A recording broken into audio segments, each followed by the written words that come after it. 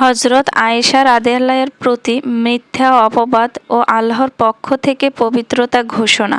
রাসূলুল্লাহ সাল্লাল্লাহু আলাইহি ওয়াসাল্লাম যখন বনু মুস্তালিকের যুদ্ধ থেকে ফিরছিলেন, তখন হযরত আয়েশা রাদিয়াল্লাহু তার সফর সঙ্গী ছিলেন। কাফেলা মদিনার কাছাকাছি পৌঁছালে যাত্রা বিরতি দেয়। আয়েশা রাদিয়াল্লাহু প্রকৃতির ডাকে সাড়া দিতে ক্যাম্পের বাইরে যান। ফিরে এসে দেখেন তার গলার হার হারিয়ে গেছে। তিনি হার খুঁজতে আবার ফিরে যান। ইতিমধ্যে কাফেলা যাত্রার প্রস্তুতি নেয়। আয়েশা রাদিয়াল্লাহু তখন খুব হালকা পাতলা ছিলেন, তাই বাহক লোকেরা পালকি ওঠানোর সময় বুঝতে পারেনি যে ভিতরে কেউ নেই। তারা ভাবল আয়েশা রাদিয়াল্লাহু ভিতরেই আছেন। কাফেলা চলে গেল। আয়েশা রাদিয়াল্লাহু ফিরে এসে দেখলেন কেউ নেই। তিনি সেখানেই চাদর মুড়িয়ে বসে রইলেন। ভাবলেন লোকেরা তাকে না পেয়ে ফিরে আসবে, কিন্তু তিনি ঘুমিয়ে পড়লেন।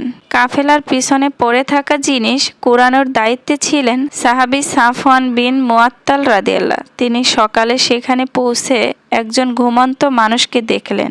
পর্দার বিধানের আগে তিনি আয়েশা রাদিয়াল্লাহুকে দেখেছিলেন, তাই চিনতে পারলেন। তিনি উচ্চস্বরে ইন্না লিল্লাহি ওয়া ইন্না ইলাইহি রাজিউন পড়লেন। শব্দ শুনে আয়েশা রাদিয়াল্লাহু জেগে উঠলেন এবং চাদর দিয়ে মুখ ঢাকলেন। সাফওয়ান রাদিয়াল্লাহু কোনো কথা না বলে নিজের উটটি বসিয়ে দিলেন। আয়েশা রাদিয়াল্লাহু উঠে উঠলেন এবং সাফওয়ান রাদিয়াল্লাহু উটের রশি ধরে হেঁটে মদিনায় নিয়ে এলেন। মুনাফিক নেতা আব্দুল্লাহ ইবনে উবাই এই দৃশ্য দেখে কুৎসর আটালো। সে আয়েশা রাদিয়াল্লাহু এবং সাফওয়ান রাদিয়াল্লাহুর চরিত্রে মিথ্যা অপবাদ দিল। কিছু সরল মনা সাহাবী যেমন মিস্তাহ বিন উসাসা, হাসান বিন সাবিত ও হামনা বিনতে জাহশ রাদিয়াল্লাহু এই গুজবে কান দিলেন। মদিনায় ফিরে আয়েশা রাদিয়াল্লাহু অসুস্থ হয়ে পড়লেন। তিনি গুজবের কিছুই জানতেন না, কিন্তু তিনি লক্ষ্য করলেন নবী সাল্লাল্লাহু আলাইহি ওয়াসাল্লাম তার সাথে আগের মতো উষ্ণ ব্যবহার করছেন না। পরে তিনি উম্মে মিস্তাহর কাছে সব শুনলেন। দুঃখে শোকে দিনরাত কাঁদতে লাগলেন। ওহী না আসায় নবীজি সাল্লাল্লাহু আলাইহি ওয়াসাল্লাম খুব চিন্তিত ছিলেন। তিনি হযরত আলী রাদিয়াল্লাহু ও উসামা রাদিয়াল্লাহুর সাথে পরামর্শ করলেন। উসামা রাদিয়াল্লাহু আয়েশার পবিত্রতার পক্ষে বললেন। আলী রাদিয়াল্লাহু বললেন, দাসী বারিরাকে জিজ্ঞেস করুন। বারিরাও আয়েশা রাদিয়াল্লাহুর পক্ষে সাক্ষ্য দিলেন। নবীজি মসজিদে মিম্বরে দাঁড়িয়ে বললেন, কে আমাকে সেই ব্যক্তির হাত থেকে রক্ষা করবে যে আমার পরিবারকে কষ্ট দিয়েছে? আল্লাহর কসম, আমি আমার পরিবার ও ওই ব্যক্তি সাফওয়ান রাদিয়াল্লাহু সম্পর্কে ভালো ছাড়া কিছুই জানি না। 1 মাস কেটে গেল। একদিন নবীজি আয়েশা রাদিয়াল্লাহুর কাছে এলেন এবং বললেন, হে আয়েশা, যদি তুমি নির্দোষ হও তবে আল্লাহ তোমাকে পবিত্র ঘোষণা করবেন, আর যদি ভুল হয়ে থাকো তবে তওবা করো। আয়েশা রাদিয়াল্লাহু বললেন, আমি কিছুই বলবো না।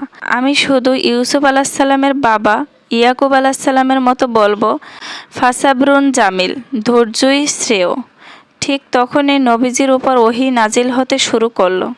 তার শরীর থেকে ঘাম ঝরতে লাগলো। ওহী শেষ হলে তিনি হেসে বললেন, হে আয়েশা, সুসংবাদ নাও, আল্লাহ তোমাকে পবিত্র ঘোষণা করেছেন। আল্লাহ তাআলা সূরা নূরের 10টি আয়াত নাজিল করে আয়েশা রাদিয়াল্লাহুর পবিত্রতা ঘোষণা করলেন। হযরত আবু বকর রাদিয়াল্লাহু মিস্তাহকে, যিনি অপবাদে জড়িত ছিলেন, খরচ দিতেন।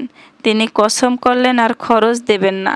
তখন আল্লাহ আয়াত নাজিল করলেন, তোমাদের মধ্যে যারা মর্যাদাবান তারা যেন আত্মীয় ও গরিবদের দান করা বন্ধ না করে।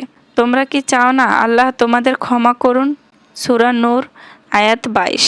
আবু বকর রাদিয়াল্লাহু সাথে সাথে বললেন, অবশ্যই আমি চাই, আল্লাহ আমাকে ক্ষমা করুন। তিনি আবার খরচ দেওয়া শুরু করলেন। চরম বিপদে এবং মান সম্মানের উপর আঘাত এলো হযরত আয়েশা রাদিয়াল্লাহুর মতো ফাসাবরুন জামিল বা উত্তম ধৈর্য ধারণ করা এবং আল্লাহর উপর ভরসা রাখা উচিত। কেউ যদি সত্যি নির্দোষ হয় তবে দুনিয়ার মানুষ তার বিরুদ্ধে গেলেও স্বয়ং আল্লাহ তার সম্মান রক্ষার ব্যবস্থা করেন।